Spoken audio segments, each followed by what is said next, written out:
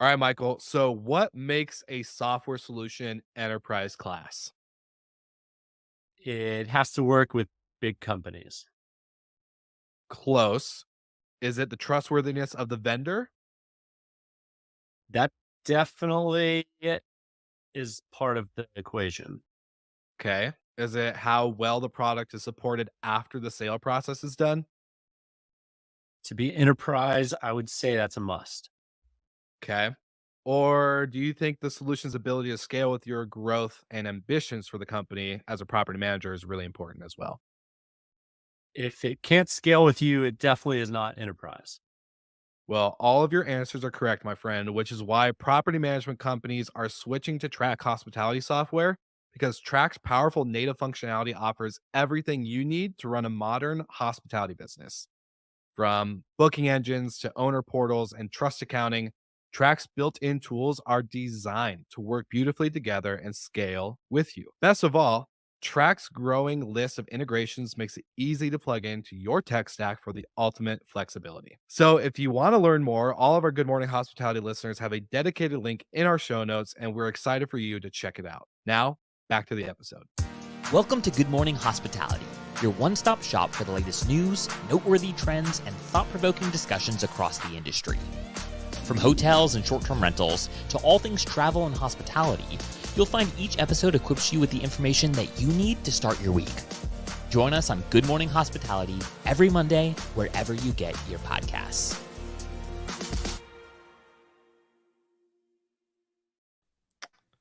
Good morning. Good morning. Happy Monday. Best day of the The week. happiest. That's The right. Mhm. happiest. Well, I This think we is got to come up with t-shirts that actually say best day of the week, and then Mhm. yeah, it would fit. one of those. Yeah. This is probably the last one that all three of us are at our desk for maybe 2 months. We've got a lot of travels coming up. I know. Yeah. I was thinking about that. This is my longest stint in Miami in like maybe almost 2 years, and then I realized I'm just gone for like the entire month of May. So Yeah, it's a little depressing, but also exciting because it's a lot of fun opportunities at the, I guess, helm of GMH. We have a lot of fun, exciting trips and a lot of fun content to come out. And then, of course, I know, Brandy, you have like 5 conferences and trips before going even to Barcelona. So it's going to be a good time. It's going to be a really yeah, good time. Well, Michael, do you want to do the honors and talk about what we're going to talk about today and who our guest is? Yeah, we've got someone with an extremely famous name, Mike Scott, joining us from Derive Ventures, not from the office, but from Derive out in his office in San Francisco. So, without further ado, let's bring Mike in. Awesome.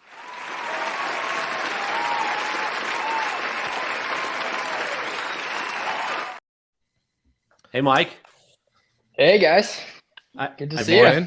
I think I've told you this before, but my middle name is Scott, so we've got 2 Michael Scotts on this. There you go. I love that. Like the world needs another Michael. I think we all know like 10 Michaels in the short-term rental industry. So it gets a little confusing. Not gonna lie. In a good way. In a good way. I'll take promise. it. It's well, thank you guys for having me. Looking forward to the discussion. Yeah, bright yeah. and Thanks early for for coming you on. out in San Francisco. But we've chatted a lot this year, especially on venture capital, how fewer and fewer companies, it seems, are getting backed, but that kind of plays into more macro trends as well. So want to dive in with kind of maybe a 30,000 foot view for you on the state of venture capital as it is right now. And then we can tie that into travel, what you see in as travel trends and concepts that you guys are quite interested in right now at the moment. Sure.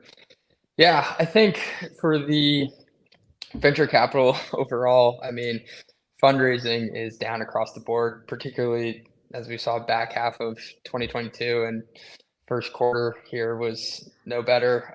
I mean, even AI startups, I think, were down relative to 21. So it's certainly no industry is being spared at the moment, but And I think that's really largely due to the lack of exit window available right now. The later stage startups are not finding any liquidity through either M&A or IPO, and that's kind of jamming everything down. And until we can start seeing some exits here, then I think it's going to continue to be a challenging environment. Investors are just going to be cautious, and at the earliest stage, deals are still getting funded, and the terms are a little bit more standard. But I think rounds are smaller, and yeah, it's just people have to be patient. Companies need to kind of weather the storm and be prepared for potentially longer runways and fundraising periods.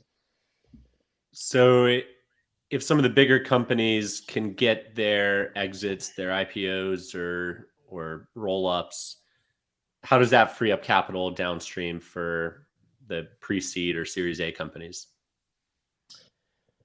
I think it's going to give investors capital back, give their LPs liquidity, and kind of keep the whole engine going. But it's also like multiple compression, and just in terms of valuation at the next step, like you need to reach these milestones. And when later stage companies are not able to achieve that next level, then it just creates uncertainty downstream. So a lot of this is a product of their own doing, taking rounds that are way too big at valuations that are untenable. Is that accurate, or are we just, globally in a more depressed market? Totally. I think when a company takes a really high valuation, while that and hopefully comes with a lot of capital, because I think they would need capital then to sort of grow into that valuation.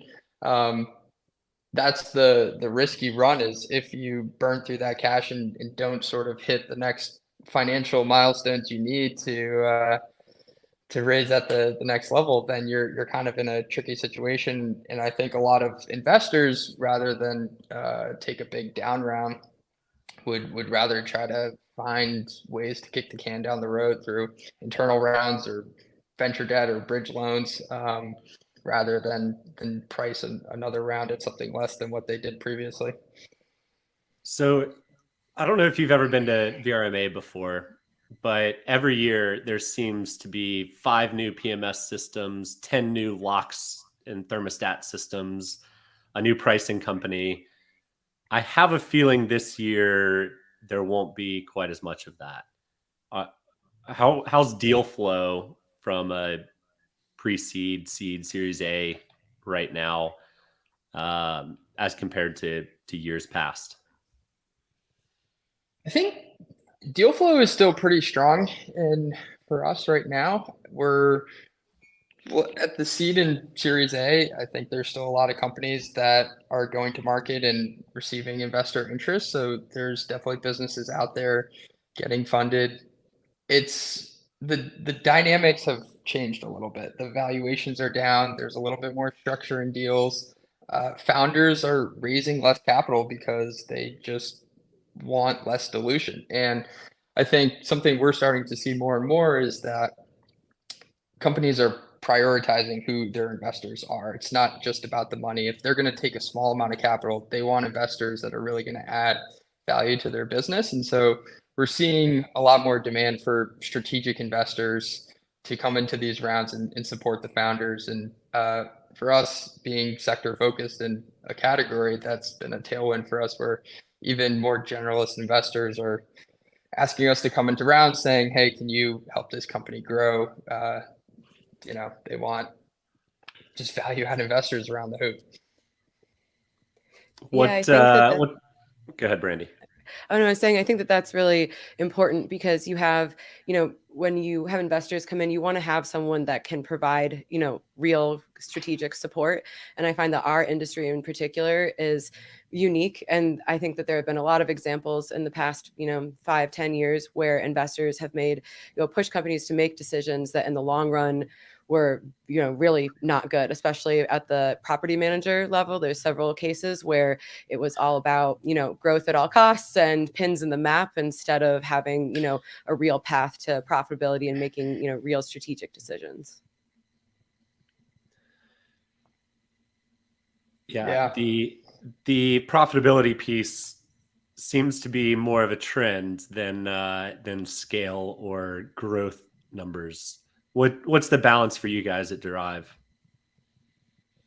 It really depends. I think we do get a lot of our investors asking us how many of your companies are profitable, when are they going to be profitable, and kind of implying that if a company is not profitable in a set period of time, then they're not doing something right. And in some cases, that's true. I think there are definitely businesses that should be working towards profitability, control their own destiny, not rely on future fundraising rounds to grow the business. And if you have a lot of capital on the balance sheet, that's probably something, worth considering. But it really depends on what the growth trajectory of the business is. If you have an opportunity to grow your business 300% year over year, and it's going to cost, a certain amount of cash to do it, and, maybe you need to staff up or have a cost base that can support that larger 300% growth business, well, then it probably makes sense to reinvest and go for growth versus profitability. Why cut yourself back when you have that opportunity to go there? And so, but it depends. Not every business is growing at double, triple, year over year. And so you got to kind of look again to the earlier point, like where are you going to be when you run out of cash? And what valuation are you likely going to get in today's market?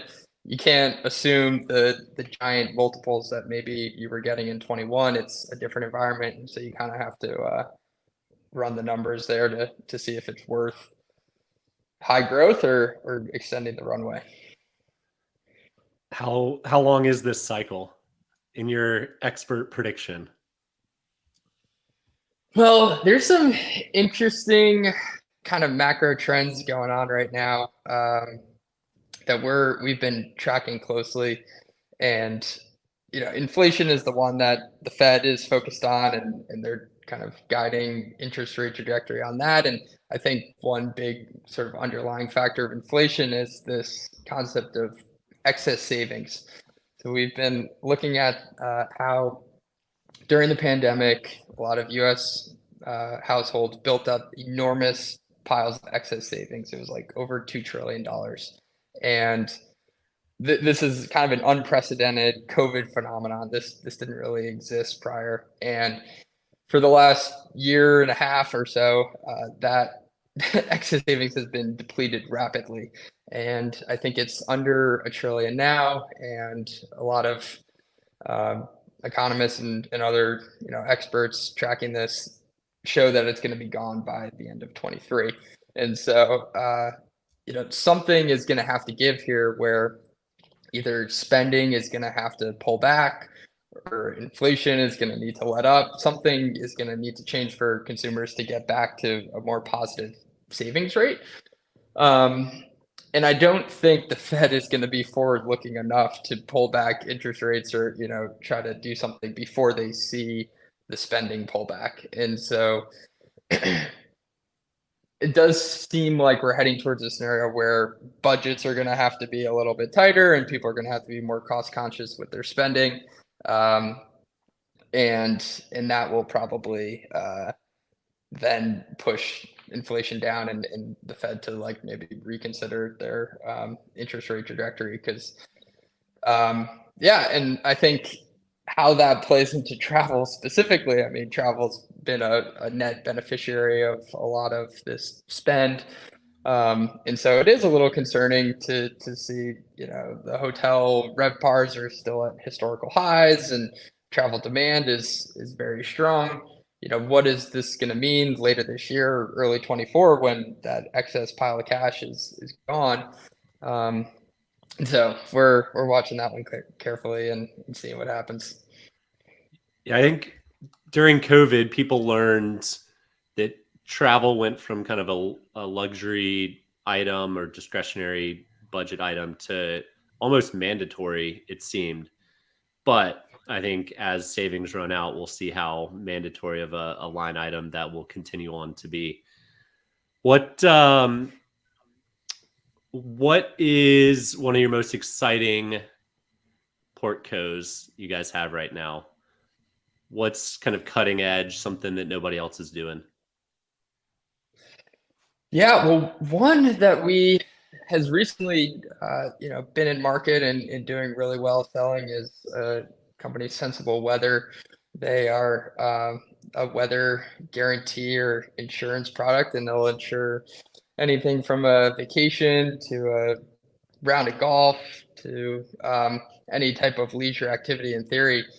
And these guys are smart guys and have created a really interesting business model that I think will be an exciting one for both businesses to create another revenue stream for, but then also offer a confidence and sense of security for the consumer to book a trip and not have to worry about the weather ruining it for them. If a weatherman can't get it right, how do they? Just massive amounts of data. They look at historical data. It's like the weatherman predicting yesterday's weather, and they can aggregate tons and tons of data through algorithms and kind of predict the trends going forward. It's sort of like, in a way, like a Vegas casino. The more volume that they're taking in through the attach rates, in any insurance business, you need the volume, and then the probabilities are kind of in favor of the house, and they should make money over the long term. Yeah, we're actually looking into partnering with them potentially. It's real. I mean, we're in South Florida and New Orleans, and so like big hurricane markets. And we always tried to like these creative ways of getting people like future stay credits or things like that. But then having this option is really, really interesting. And so one of the things that we've talked about on the show before is that it's a little concerning if there is, a real lull in funding, that this is going to, maybe like erase or depress an entire generation of the technology in our industry. And I feel like the short-term rental, vacation rental space really has been ramping up in the last couple of years, and we all benefit from that. So I guess from your perspective, do you think that we don't need to be too alarmed because you're still seeing, these smaller seed and Series A rounds? Or I guess what's your take on that? Just in terms of short-term rental funding, I think there's an interesting dynamic right now, and I think a lot of institutional capital are kind of jumping in on this and seeing some trends with more residential properties today. So mortgage rates at all-time high. Consumers have been demanding these homes, but they're becoming increasingly less affordable. And I think it is creating an opportunity for some more institutional buyers to come in and just be more competitive in the buying process for single family homes in particular. And so I think there's an interesting one. I mean, we saw CASA just raised money for a large propco, and I think the whole dynamic of an opco propco is going to be an interesting dynamic to watch play out. I know you guys have talked about this on the pod before of, how does this category evolve to mirror perhaps the hotel industry, where you have institutional owners and fragmented operators, and then when do the brands finally start to pop up? And so I think we're starting slowly to move into that direction. And I think as that plays out, it's just going to create opportunities across the board. There's going to be more demand for technologies to professionalize and institutionalize the space. And, we're focused on both sides of it. I mean, Derive more focused on operating businesses and technology companies. And so we're looking at both in the space. We've done a few recently. Aperto was one deal we just recently did, and another expense management dedicated to property management business called Top Key were two others that we've done recently. Both are great companies. We love Operto and Top Key. So You're not the only one in those rounds, Mike. yeah. There we go. Let's just say we may have a little capital tied up over there as well. But really exciting stuff, and I'm kind of curious because I'm not the biggest guy in like the venture world. I know Michael's he is way more knowledgeable and understanding of kind of the space, but for me, I'm kind of curious on your side of things, and we kind of touched on it, but with the economy at its current state, like obviously travel is still a thing. People are still traveling. People are still spending money in this category of their budget. But I'm curious with the bank closures, Silicon Valley Bank and a couple others that fell afterwards, and the economy and the Fed, and we're talking about all this other stuff on a bigger scale. Do you think venture capitalists or even startups need to be worried about just the overall state of the economy and currency? Or do you think this is just kind of an anomaly phase where it's like, all right, we just got to get through it. Once we get through, we'll get back into the kind of like a normal world of money and spend? I think the banking crisis is going to be short-lived disruption to venture. I think there was a lot of kind of isolated problems related to SVB, and I think perhaps it could lead to some change on just like uninsured deposits and making sure that regional banks are a safe place to store your money. But in terms of the actual funding, I mean, SVB, they were big players in the venture debt space. And I think very quickly other banks have stepped in and private lenders to fill those immediate holes. And maybe there's a dent in venture debt market going forward, but that's relatively small piece of the broader venture capital funding landscape. And so I think back to kind of the earlier point, we definitely need some exits of the big boys, the pre-IPO type stage businesses to get out there, because it is creating a log jam that is just making it harder for investors to, if the pre-IPO business can't IPO, then the business going into pre-IPO stage, those investors are going to be more cautious, and it just kind of trickles down from there. And you see it in the amount of funding in deal values. I think, like a lot of markets and sectors, this is just kind of a cycle that we're going through at the moment. I don't know if we'll ever see the valuation multiples like we did in 21 again. Those were kind of irrational in some extent, but I think now we're dipped slightly below long-term average for a lot of software company multiples, and so there might be a bounce back there. But comping to 2020, 21, those are really abnormal times in sort of early technology. We talk a lot about Sonder and Becasa. Obviously, those are kind of the poster children in our industry who IPO'd, and then things, are not maybe going the way that people would hope. Do you think that, we've talked about, especially, as an urban operator, we get asked all the time, Sonder is obviously the biggest, case study comp. And so do you think that it's realistic that their performance right now is going to impact us down the line as we try to go down, raise more money or maybe IPO? Or do you think that the community will be able to see like those are, separate companies, and that, there's still winners in our space? I think a lot of businesses right now have been able to learn from some of the mistakes that those businesses have made and are retooling their businesses accordingly. And so I do think that investors are able to kind of look past some of those. And I mean, of course, it would be better if those businesses were thriving, but at the same time, I think a lot of people have learned from those mistakes and are making changes and building better businesses that are more attractive to investors. Sometimes it's better to know what not to do than what to do. Exactly. So, All right, Mike, I got 4 quick questions for you and then 1 longer question. Okay. So, short form, please. Are there going to be more down rounds in 2023 than the past 2 years combined? Yes or no? No, Are there going to be more businesses closing this year than the past year? probably. Do you just want one word answers? Is that good? Yeah.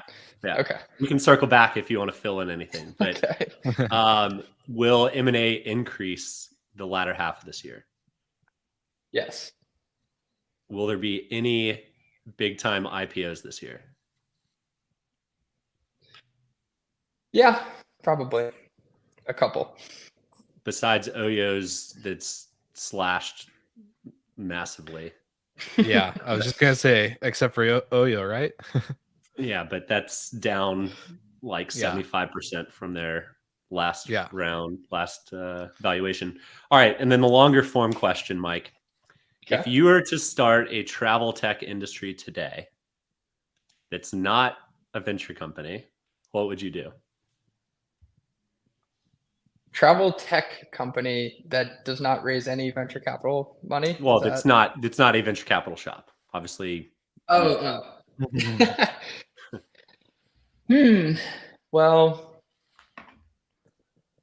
I think right now, starting a company, there has to be some component of AI. Maybe it's not an AI business pure play. Maybe you're not building your own language model or something like that. But I think every business going forward will need to have some sort of AI technology incorporated into their business, and so there's definitely an element of that going forward that I would focus on. And I think the use cases are just so vast that even the simplest businesses will probably need to leverage AI in some sort of way. So I would prioritize that technology in my entrepreneurial ventures. hotels, vacation rentals, travel based in general. I think search is probably an interesting category. It's been one that a lot of entrepreneurs have focused on in the past, and a lot of capital has gone towards. But besides the Googles and a lot of OTAs of the world, there's a lot of personalized trip planning and travel that has yet to really emerge. And I think AI could be a really interesting tool to enable a brand and a stickier product in that particular category. Cool. Well, before we wrap up, I have a Air DNA stat of the week. One of my personal favorites because it has to do with skiing. There has been a truly epic record snowfall this year out west. If anyone's been skiing out there, you know that for sure. So several ski destinations, including Mammoth Lakes, which is Mammoth Mountain, Sawtooth Mountain, and Park City, Utah, have seen outrageous demand. April demand is pacing nearly 30% higher than this time last year and over 70% higher in Mammoth Lakes. There's been so much snow that the season is currently expected to stay open until July. So that is extending that market even longer, which is amazing. I'm considering maybe taking another ski trip out there myself. I've never seen snow like that in my life. So A July if ski you would, trip. I know. Listen, I mean, I have to fly regardless. I'm in Miami, Yeah. So if you would like to get your own fun stat of the week, you can find the link in our show notes. And thanks again to AirDNA for being a wonderful sponsor. Totally agree. Mike, you gonna go on a ski trip in July? I would love to. That sounds awesome. Getting in You the still t-shirt. have a place in Colorado? I do. Yeah. Colorado. Although I heard Tahoe is open till July, so that might be a closer trip for me out here in the Bay. Nice. Well, Yeah. any parting thoughts? Yeah. No, leave thank you guys our for. listeners with some knowledge. Sorry, didn't mean to cut you off. No, I I was think just I have going it to say anyway. thank you. Thank you guys for having me. This was awesome, and hope to do it again sometime soon. Great Of having you. course. Yeah, thanks, Mike. And for all of you live viewers, thank you so much for tuning in. If you have questions, feel free to submit them, and we'll share them with Mike after, and maybe do a follow-up Q&A with him. And for anyone listening to the podcast, thank you so much. Make sure you like and subscribe, and we'll see you all again next week.